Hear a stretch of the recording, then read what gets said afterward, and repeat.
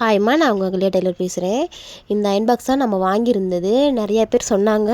Steamer இப்போ கொஞ்சம் ரீசெண்டாகவே நிறையா பேர் சொல்கிறாங்க, ஸ்டீமர் யூஸ் பண்ணுங்கள் நல்லாயிருக்குன்னு.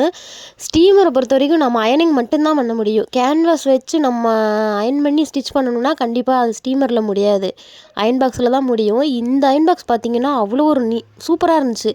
எப்படின்னா நல்லா அழுத்தம் கொடுக்குற மாதிரி இருந்துச்சு. நம்ம வெயிட்டு கம்மியாக இருந்ததாலே நம்ம அயன் பாக்ஸ் நான் அப்படி தான் யூஸ் பண்ணி வாங்கினேன். ஏன்னா வெயிட்டு கம்மியாக இருந்துச்சுன்னா நமக்கு ஷோல்ட்ரு பெயின் வராது அப்படின்ட்டு. ஆனால் இந்த அயன் பாக்ஸ் பார்த்திங்கன்னா நல்லா வெயிட்டாக இருக்குது, ஆனால் கனமாக இருக்கிறதுனால அயன் பண்ணும்போது அவ்வளோ ஒரு நீட்டாக இருக்குது. முடிஞ்ச வரைக்கும் டைலர்ஸ் வெயிட்டு அதிகமாக இருக்கிற அயன் பாக்ஸே வாங்கி யூஸ் பண்ணுங்கள். நமக்கு துணி அயன் பண்ணும்போது ஃபினிஷிங் நல்லா இருக்குது. இது பர்சனலாக என்னோடய ஃபினிஷிங் நல்லா இருக்குது. அதனால் முடிஞ்ச வரைக்கும் வெயிட்டு கம்மியாக இருக்கிற அயன் பாக்ஸை விட வெயிட் அதிகமாக இருக்கிற அயன் பாக்ஸே யூஸ் பண்ணி பாருங்கள். ஸ்டீமர் எப்படிங்கிறது எனக்கு தெரியாது, நான் ஸ்டீமரை யூஸ் பண்ணதில்லை. ஆனால் அயன் பாக்ஸ் தான் எடுக்கணுன்ட்டு எடுத்தேன். ஏன்னா ஸ்டீமர் எடுக்கலான்னு பார்த்தே 2200 2300 வந்துச்சு.